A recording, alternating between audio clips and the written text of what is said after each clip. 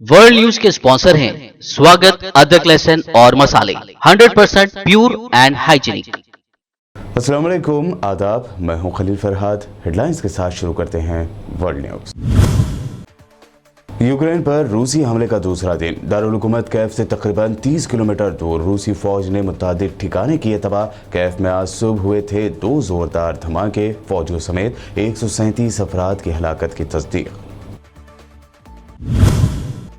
अमेरिकी सदर जो बाइडन ने रूस पर लगाई नई पाबंदियां। यूक्रेन को बड़ी मिकदार में हथियार फराहम करने के बाद कहा, रूस की जानिब से यूक्रेन के खिलाफ छेड़ी गई जंग का अमेरिका नहीं बनेगा हिस्सा।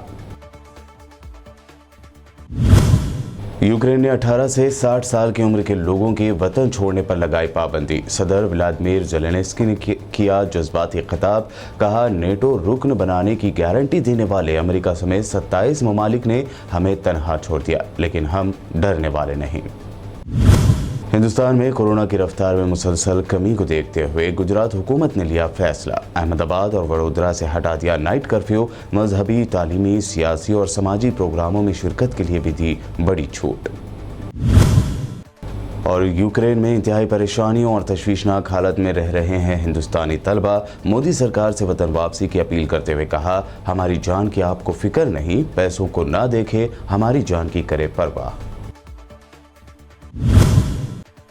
और गुजरात की बीजेपी हुकूमत पर कांग्रेस ने लगाया 6000 करोड़ रुपए के कोयला घोटाले का इल्जाम। कहा, दूसरी रियासतों में 4 गुना ज्यादा कीमत पर बेचा गया कोयला। गुजरात के कारोबारियों को दिया गया धोखा। पिछले 4 सीएम की होनी चाहिए जांच।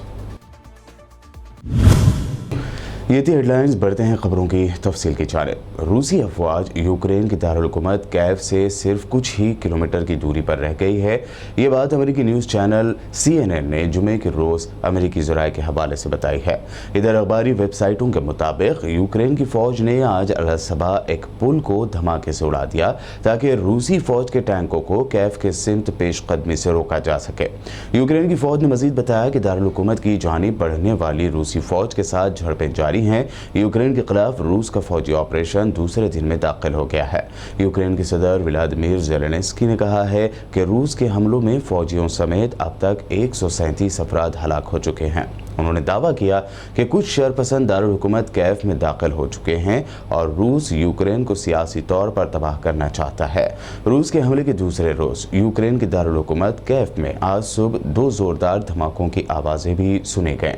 दूसरी जानिब अमेरिकी हुक्काम ने खदशा जाहिर किया है कि रूस इतवार तक यूक्रेनी दारुल हुकूमत पर मुकम्मल कब्जा करके यूक्रेन की मौजूदा हुकूमत का खात्मा कर देगा। Вже штук 20 пролетіло, не видно українського герба, точно російські. Прямо над хатами. Прямо ось над хатами літають, падли. Полетіли в сторону аеропорта, бомблять аеропорт, чути, що йде бій. Вже штук 30 нарахував точно. अमेरिकी न्यूज़ चैनल के नुमाइंदे CNN ने यूक्रेन के जिम्मेदारान के हवाले से तस्दीक की है कि दारुल हुकूमत कैफ के एक रिहायशी इलाके में गिरने वाला फौजी तैयारा रूस का नहीं बल्कि यूक्रेन का है। ये तैयारा एक 9 मंजिला इमारत से टकरा कर तबाह हो गया। उसके नतीजे में एक बच्चे की मौत और 5 अफराद जख्मी हो गए। हादसे के सबब इमारत में आग लग गई। इब्तिदाई खबरों में कहा जा रहा था कि तबाह होने वाला तैयारा रूसी फौज का है। इससे कबल यूक्रेन के वज़ीर दाखिला की मुशीर हिराशोनको ने कहा था कि उनके मुल्क की फौज ने जुमे को अलसबा कैफ की फिजाओं में एक दुश्मन तैयारा मार गिराया है। ये तैयारा एक रिहायशी इमारत से टकरा गया, जिसके सबब इमारत में आग भड़क उठी। Що? Я не бачу. Ой.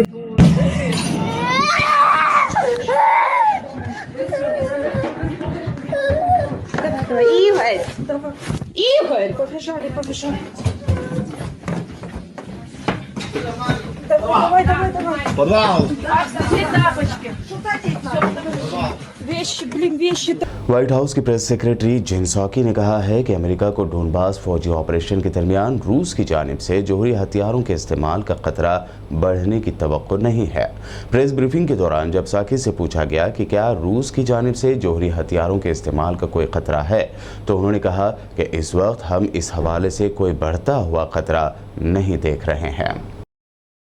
अमेरिकी सदर जो बाइडन ने यूक्रेन को हथियारों की सप्लाई करने और फिर उस पर जंग तसल्लुत करने के बाद कहा है कि अमेरिका रूस के खिलाफ जंग का हिस्सा नहीं बनेगा।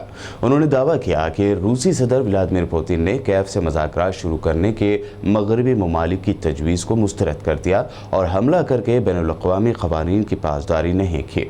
दूसरी जानिब सदर जो बाइडन ने रूस के खिलाफ नई पाबंदियों का भी ऐलान किया है। उन्होंने कहा कि सदर व्लादिमीर पुतिन ने जंग के रास्ते का इंतखाब किया है और उनके मुल्क को पुतिन के फैसले के संगीन नताइज भुगतना होंगे। ये पाबंदियां रूस की जानिब से यूक्रेन पर हमले के रद्द-ए-अमल में आयद की जा रही हैं। अमेरिका की जानिब से आयद करदा पाबंदियों में सदर बाइडन के बकौल रूस के बैंक को, आला हुकूमती ओहदेदारों और जदीद टेक्नोलॉजी के शुबों को हदफ बनाया गया है। दूसरी जानिब दारुल हुकूमत कैफ समेत पूरे यूक्रेन से बड़ी तादाद में लोग वतन छोड़कर जा रहे हैं। यूक्रेन की हुकूमत ने 18 से 60 साल की उम्र के लोगों के अपने वतन को छोड़ने पर पाबंदी लगा दी है। ऐसे में कल देर रात गए यूक्रेन के सदर व्लादिमीर ज़ेलेंस्की ने तकरीर करते हुए कहा कि यूक्रेन को अकेला छोड़ दिया गया है। कौन है जो हमारा साथ दे? हमें कोई दिखाई नहीं दे रहा। उन्होंने अक़वाम आलम से सवाल किया कि इस मुश्किल घड़ी में कौन है जो हमारा साथ दे। सदर यूक्रेन ने मजीद कहा कि नेटो रुकन बनाने की गारंटी देने वाले भी खौफजदा हैं। उन्होंने यूरोप के 27 लीडरों से पूछा कि यूक्रेन नेटो में शामिल होगा, मगर हर कोई डरता है, जवाब नहीं देता, लेकिन हम डरने वाले नहीं। यूक्रेनी सदर ने कहा कि रूस और यूरोप के दरमियान आहने दीवार गिर रही है। रूस से लड़ने के लिए यूक्रेन को तनहा छोड़ दिया गया है। सऊदी अरब ने यूक्रेन में अपने शहरियों पर जोर दिया है कि वो जल्द से जल्द दारुल हुकूमत कैफ में सिफारत खाने से राब्ता करें, क्योंकि रूसी हमले के बाद कशीदगी में इजाफा हो चुका है। सऊदी वज़ारत ख़ारजा ने रूस की यूक्रेन पर फौजी चढ़ाई के बाद कहा है कि सऊदी अरब का सिफारत खाना मुल्क में मौजूद उन तमाम शहरियों पर जोर देता है जिन्होंने माजी में इनखला के पहले मरहले के दौरान में राब्ता नहीं किया था। वो फौरी तौर पर सिफारती हुक्काम से राब्ता करें। चंद रोज़ कबल मकबूजा बैतुल मुक़द्दस के शेख जर्रा महल्ले का माजूर बाशिंदा मोहम्मद अल-बेजोनी, जिसे इसराइली फ़ौजियों ने तशद्दुद का निशाना बनाने के बाद गिरफ्तार किया था, वापस अपने घर लौट आया है। इसकी वापसी पर मुकामी फ़लस्तीनियों ने खुशी मनाई और इसे शेख जर्राह के चैम्पियन का खिताब दिया। मोहम्मद अल-बेजोनी डाउन सिंड्रोम मर्ज़ में मुब्तला होने के बावजूद इसराइली फ़ौजियों के तशद्दुद से महफूज नहीं रह सका। इसराइली जेल में इंतज़ामी क़ैद के खिलाफ मुसलसल 113 दिन तक भूख हड़ताल करने वाले फ़लस्तीनी कैदी मिक़दाद अल-क़वास्मी और हशाम अबू हवाश को रिहा कर दिया गया। काबिज़ हुकाम ने अल खलील शहर के रिहायशी 24 साल अल-क़वास्मी को दोबारा गिरफ्तार करने के चंद घंटे बाद रिहा किया। रिहाई के बाद उसे एक बार फिर फौजी गाड़ी में डाल दिया गया था। गुज़िश्ता नवंबर में क़वास्मी ने इसराइली जेलरों पर फतह हासिल की और फरवरी में उनकी रिहाई के मुआहदे के बाद मुसलसल 113 दिन तक भूख हड़ताल की थी। अल-क़वास्मी को गुज़िश्ता साल जनवरी में हिरासत में लिया गया था और वो एक साबिक़ कैदी हैं जिन्हें मुतअद्दिद बार गिरफ्तार किया गया था। क़वास्मी ने तकरीबन 4 साल कैद और इंतज़ामी हिरासत के दरमियान का अरसा हिरासत में काटा।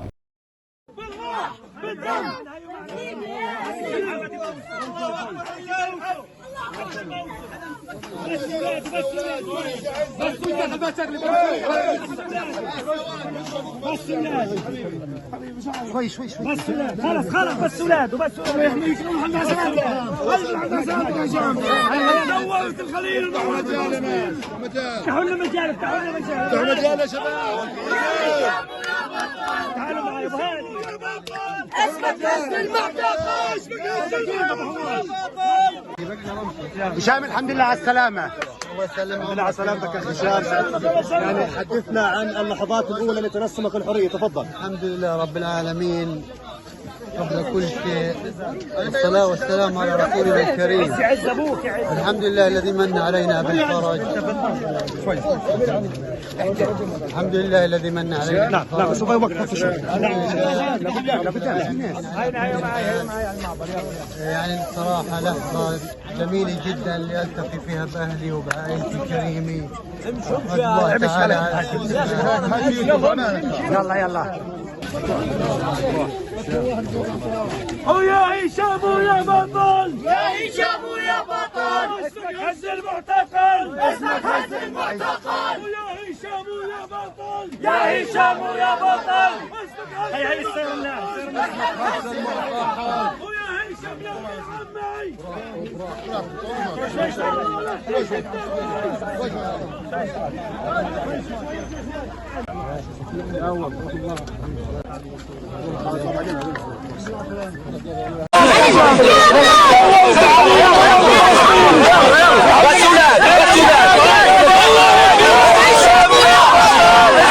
एक नई तहकीक से पता चला है कि चीन में बच्चे की परवरिश पर लागत उसकी फीकस आमदनी से तकरीबन 7 गुना ज़्यादा है, जो अमेरिका और जापान के मुकाबले में कहीं ज़्यादा है। माहिरीन ने खबरदार किया है कि चीन की उम्र रसीदा आबादी उसकी सेहत और समाजी तहफ़्फ़ुज़ के निज़ाम पर बोझ बन जाएगी, जबकि कम होती अफराद क़ुव्वत भी आने वाली दहाइयों में दुनिया की इस दूसरी सबसे बड़ी मईशत की तरक्की को महदूद कर सकती है। गर्चे नई पॉलिसी के तहत किसी जोड़े को ज़्यादा से ज़्यादा 3 बच्चे पैदा करने की इजाज़त है, लेकिन 2021 में किए गए एक सर्वे के मुताबिक जोड़े बच्चे पैदा करने से ही गुरेज कर रहे हैं। बच्चों की परवरिश पर आने वाले बेतहाशा अखराजात पर काबू पाने के लिए बीजिंग को प्राइवेट ट्यूशन की सनत के खिलाफ क्रैकडाउन करना पड़ा, जबकि कुछ इलाकों में दूसरे या तीसरे बच्चे की पैदाइश पर जोड़ों को नगद रकम यानी कैश भी दिया जाता है। कनाडा ने पौधों और जड़ी बूटियों से तैयार करदा एंटी कोरोना वैक्सीन की तैयारी और उसके इस्तेमाल की इजाज़त देती है। इस तरह कनाडा कोरोना की रोकथाम के लिए हर्बल वैक्सीन इस्तेमाल करने वाला पहला मुल्क बन गया। कनाडा के रेगुलेटर्स ने कहा कि मेडिकागो वैक्सीन की 2 खुराक की वैक्सीन 18 से 64 साल की उम्र के बालिग अफराद को दी जा सकती है। हालांकि उन्होंने कहा कि 65 साल या इससे ज़्यादा उम्र के लोगों में वैक्सीन के बारे में बहुत कम डेटा मौजूद है। यह फैसला 24,000 बालिगों के मुताले पर मुबनी था, जिसमें मालूम हुआ कि वैक्सीन कोरोना को रोकने के लिए 71% तक असरदार है, मगर ये तफसील कोरोना की ओमिक्रॉन वेरिएंट के ज़ाहिर होने से पहले सामने आई थी। बुलेटिन में वक्त हुआ है एक शॉर्ट ब्रेक का। जल्द लौटेंगे और देखेंगे मज़ीद अहम खबरें।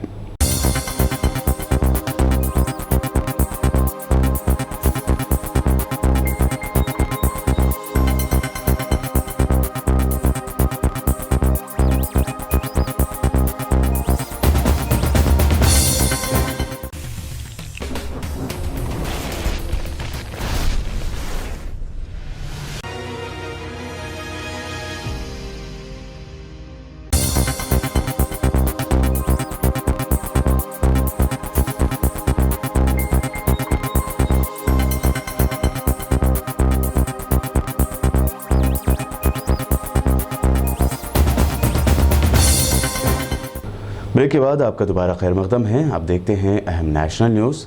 कोरोना के लगातार कम होते असर के दरमियान गुजरात हुकूमत ने बड़ा फैसला लिया है। गुजरात के शहर अहमदाबाद और वडोदरा से नाइट कर्फ्यू हटा दिया गया।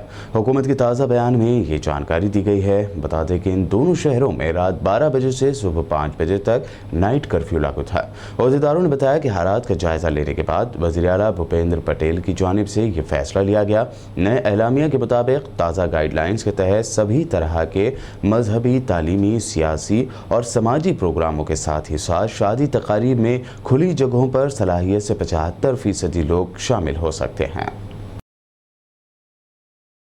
यूक्रेन में जारी जंग के दरमियान वहां फंसे हिंदुस्तानी स्टूडेंट्स ने मोदी सरकार से वतन वापसी के लिए मदद की अपील की, तो वहीं मोदी सरकार पर कोई परवाह न करने का इल्ज़ाम भी लगाया।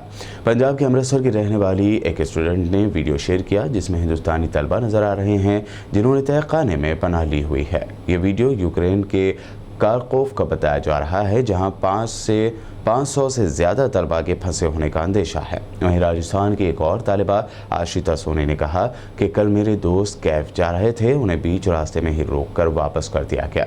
सोनी ने कहा कि अगर हम हिंदुस्तानी सिफारत खाने को फ़ोन करते हैं और पूछते हैं कि हमें क्या करना चाहिए, हमें कहाँ जाना चाहिए, तो उनके पास कोई जवाब नहीं है, वो जवाब नहीं दे रहे हैं। सोनी का ये भी कहना है कि यूनिवर्सिटी के लिए हमारी जान की कोई कीमत नहीं है, हुकूमत हिंद के लिए हमारी ज़िंदगी की कोई कीमत नहीं है।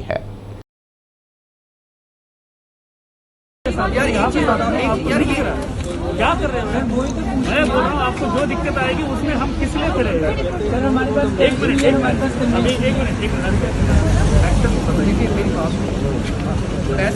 आपके पास अभी इसके भी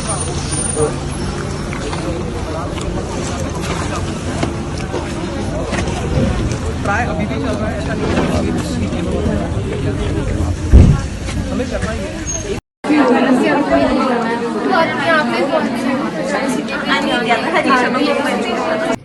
ये अदिति है,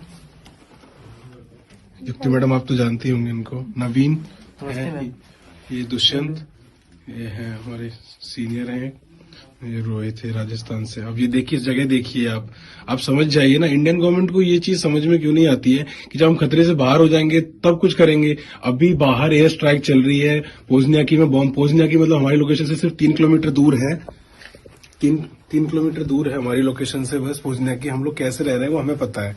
आप देखो इधर, देखो सिचुएशंस देखो, कैसे जगह पानी लीक हो रही है यहाँ पे। नहीं, आप देखो सिचुएशन देखो, यहाँ पर ये बंकर है।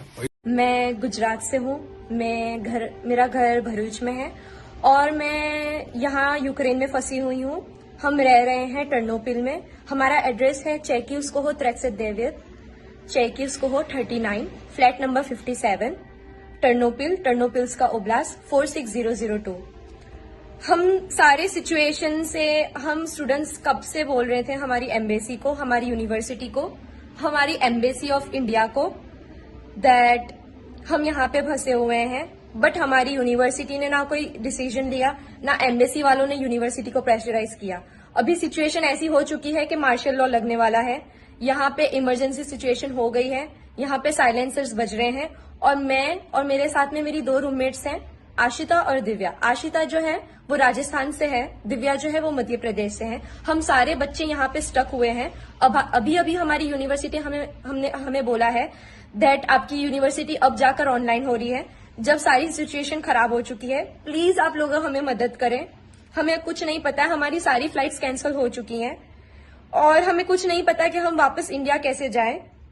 जितने भी बच्चे जो आज जाने वाले थे एयर इंडिया से, एयर इंडिया आई ही नहीं, वो पहले से ही क्यू आकर ही वापस चली गई और सारे बच्चे क्यू में भी फंसे हुए हैं। हम हमारी गवर्नमेंट से अपील कर रहे हैं कि हमें इवैक्यूएट करें, प्लीज पैसों को ना देखें, हमारी लाइफ ज्यादा मैटर करती है।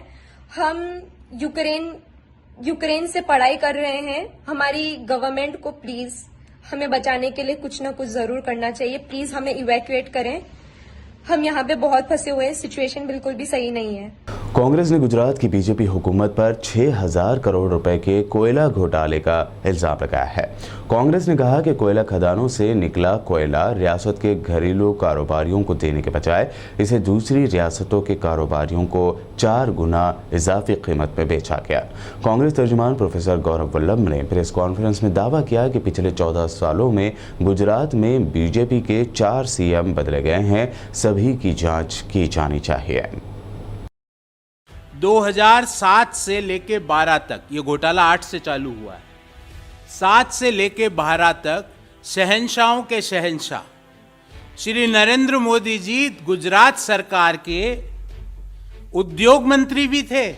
ये संयोग है या प्रयोग है कि गुजरात सरकार में जिस विभाग में पिछले 14 साल में घोटाला हुआ, 6000 करोड़ रुपए का कोयला खा गए और किनका, छोटे उद्योगों का, मझले उद्योगों का, उस विभाग का जो प्रमुख था कोई मंत्री नहीं था, मुख्यमंत्री स्वयं वहां के मंत्री थे। 2008 से एक मॉडल चल रहा था गुजरात में और उस मॉडल का पर्दाफाश आज हुआ। उस मॉडल का नाम है खूब खाऊंगा और खूब खाने दूंगा। खूब खाओ और खूब खाने दो। और उस मॉडल के तहत पिछले 14 साल में गुजरात की सरकार ने कोयला खा लिया। और कोयला किसका? जो छोटे उद्योगों को कोयला मिलना था ना, जो यूपीए की सरकार ने एमएसएमई को बढ़ावा देने के लिए, स्मॉल एंड मीडियम एंटरप्राइजेस को सस्ते दाम में कोयला मुहैया कराने के लिए एक योजना लागू करी 2007 में, जिसको 2008 में इम्प्लीमेंट किया गया। उस योजना के तहत हर राज्य सरकार को यह कहा गया कि आप छोटे उद्योगों को, मझले उद्योगों को, एसएमईज को सस्ते भाव में कोयला दो। गुजरात सरकार ने भी उस योजना में अपनी प्रतिभागिता दिखाई और कुछ एजेंसीज को अपॉइंट किया। उन एजेंसीज ने क्या किया? गुजरात के एसएमईज को कोयला नहीं दिया, दूसरे राज्यों के बड़े उद्योगों को जाके वो कोयला 3 गुना कीमत में बेच दिया। लगभग 60 लाख टन, 60 लाख टन कोयला जो गुजरात के छोटे उद्योगों को मिलना चाहिए था, जिन पे उनका हक था, जो यूपीए की सरकार ने 2007 में एमएसएमईज को बढ़ावा देने के लिए योजना के तहत एसएमईज को देने की बात कही। गुजरात की सरकार ने पिछले 14 साल में 60 लाख टन कोयला राज्य के बाहर दूसरे उद्योगों को लगभग 4 गुना कीमत पे बेच दिया। तो ना खूब खाऊंगा और खूब खाने दूंगा। और कौन कौन इसके प्रतिभागी है, इस स्टोरी के कौन कौन एक्टर्स है, उस पे आ रहा हूं मैं। आम आदमी पार्टी एमएलए सौरभ भारद्वाज ने प्रेस कॉन्फ्रेंस करते हुए बीजेपी के एमपी रमेश भिदोड़ी को दिल्ली के गवर्नमेंट स्कूल्स बेहतर हैं या बीजेपी रूलिंग एमसीडी के स्कूल्स बेहतर हैं, इस बात का फैसला करने का चैलेंज दिया। परसों रात को उनका चैलेंज जो है एक्सेप्ट किया और कल पूरे दिन हम लोगों ने इंतज़ार किया कि रमेश भिदोड़ी जी हमें बताएंगे कि किस दिन, किस समय हम ये कंपैरिजन कर सकते हैं। और ये देश के लिए और दिल्ली के लिए बहुत बड़ी बात रहेगी, हमारे प्रजातंत्र के लिए बहुत बड़ी बात रहेगी।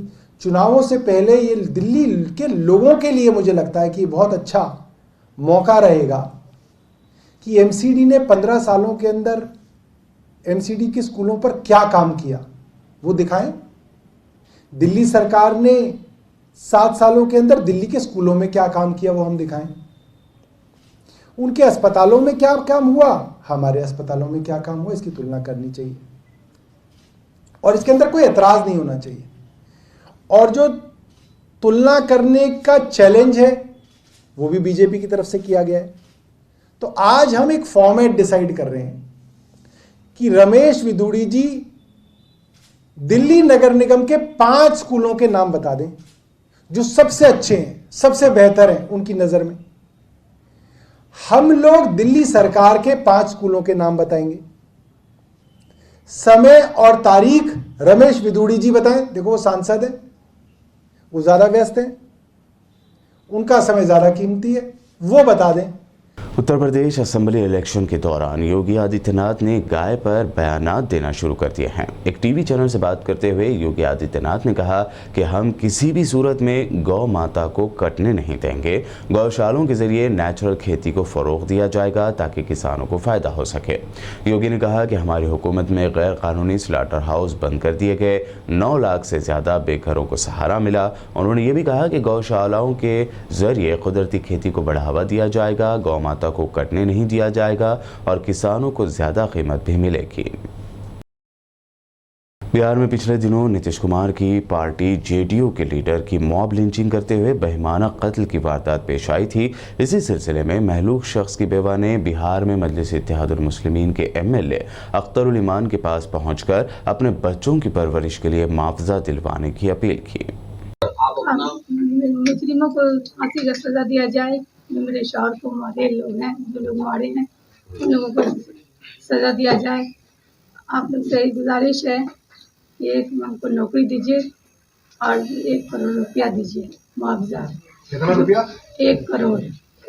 जो बच्चे का परवरिश अच्छा से कर सके, नौकरी दे दीजिए।